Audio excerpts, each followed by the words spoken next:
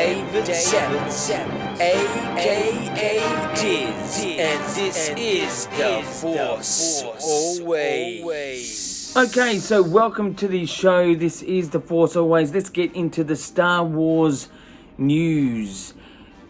This past week, James Earl Jones, the voice of Darth Vader, has turned 90 years old. Can you believe it? 90 years old to the voice of Darth Vader, James Earl Jones. He's very distinct in his sound. You can sort of pick it in almost any movie he does.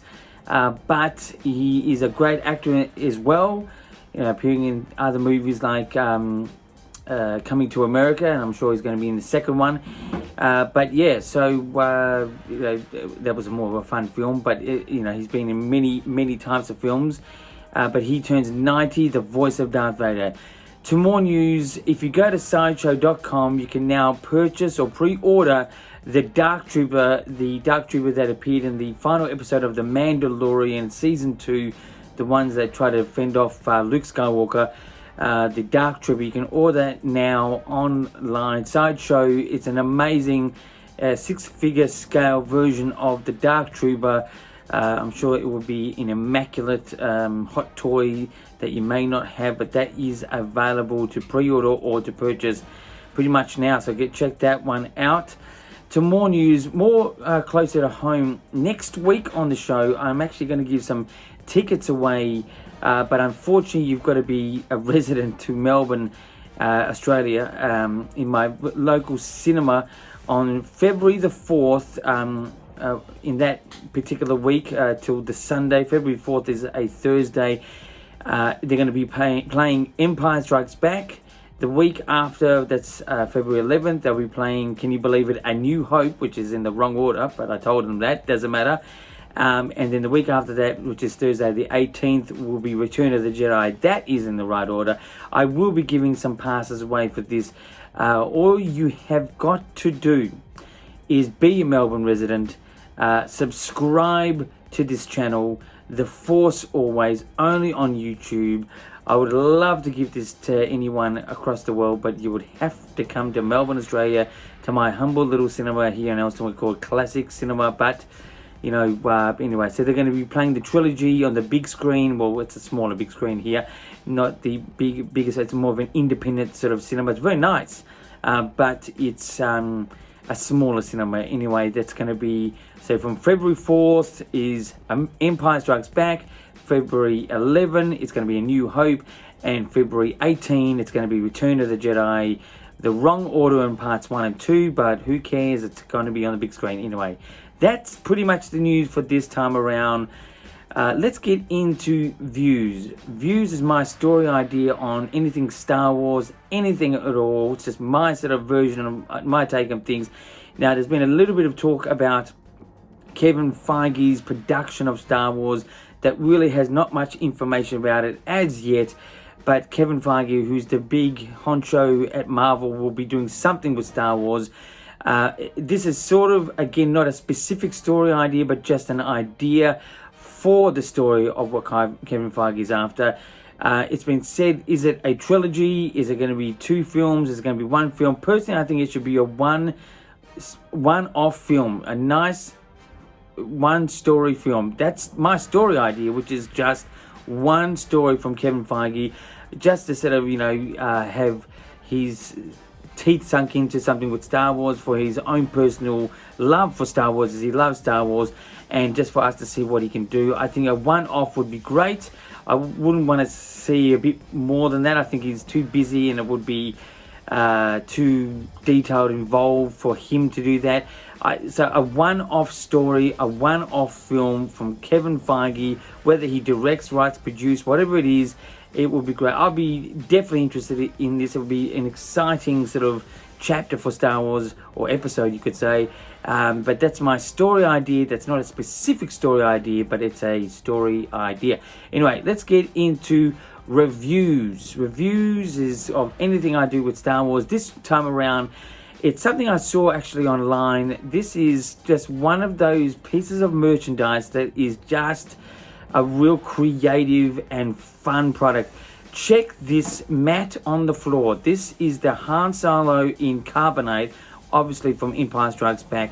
In the 40th anniversary of Empire Strikes Back, and obviously I told you before that the Classic Cinema will be playing Empire Strikes Back in a couple of weeks' time. But this here, this is a great piece of merchandise. If I ever get something like this, I would definitely get it. But yeah, so this gets I'd say a 9 out of 10. I tell you what the point misses out on is if it was actually, you know, a 3D version carpet of it, it would have been a 10 out of 10. But it's, you know, it's a picture that's on the floor, that is a mat. It's great. It just looks so surreal and really, really good. 9 out of 10 for that. That's my review for this time around. So let's get into the interviews. This is 2 questions, which is 2 questions where I ask myself for you guys out there.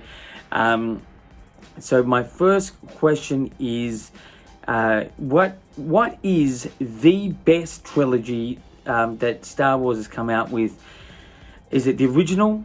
That's 4, 5, and 6. Is it the prequels? That's 1, 2, and 3, or is it the sequels, which is 7, 8, 9?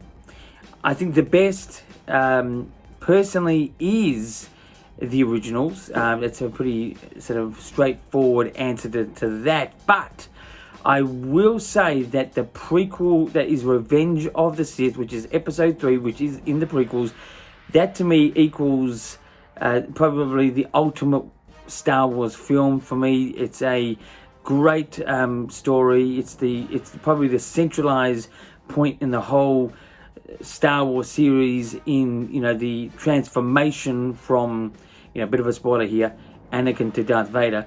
But that, to me anyway, the original trilogy is the best. Anyway, my second question is, what's the worst? Now, I hate saying best and worst, especially with Star Wars, because I think there's always good and bad in all Star Wars. There's nothing perfect. I think the closest perfection that Star Wars really come across is technically Star Wars A New Hope. That when the way it came out, the film, the whole story from start to finish, you know, that is a great, almost perfect story. But what's the worst trilogy, in my opinion, out of the, you know, prequels, originals, or sequels? I would say I would have to lean myself, unfortunately, to the prequels. It doesn't mean I hate them. It doesn't mean I dislike them a lot. I just thought the first one, of Phantom Menace, was, from my memory, was more like a 6 out of 10. It was a bit dusty, a bit sort of drawn out. Nothing really, in my mind, happened. But I do rewatch it a fair bit. Attack of the Clones was probably a very hard watch up until the halfway point of the film, where Jango Fett and Obi-Wan sort of gets rocking on Kamino, the actual planet. So that's more like a 5 out of 10 from memory, if I've rated that right. But the Revenge of the Sith really holds it up, and that to me is like a 9, almost 10, but it's a 9. There's some points in it that I didn't like. Points that you may not really think. Like I thought the dialogue and the actual directing, I thought that was not the problem with the film. It's just some of the visuals looked it just looked a bit graphic, but you know, that was a time period. It's still very well done. So the prequels, unfortunately, sort of fall my worst. I do think the sequels, you know, rewatching a little bit of Rise of Skywalker in the last week, I think it is actually, you know, more worthy than what people give it. You know, it's not the most inventive, creative story, but it's still worthy. I think it's just a solid Star Wars film. You know, it's good. It's just didn't have a lot of, you know, curveballs to look into. There was not enough intrigue or interest about the whole thing by the end. But it was, you know, it was still good. But anyway, let's get back to the answer to the question. It was the prequels that was the worst. Anyway, that's my 2Q this week. That's 2 questions we'll ask myself or you guys out there. If you have any questions yourself, just please ask me on my Instagram or my Twitter down below, or even YouTube me. And stay tuned to next week. Remember, I'll be giving out some tickets away. You've got to be in Melbourne, and you've got to subscribe to the channel. The Force Always, but it will be to each one of these screening events one particular time. So I'll give you more details about that next week. But until then, my friends, keep rocking.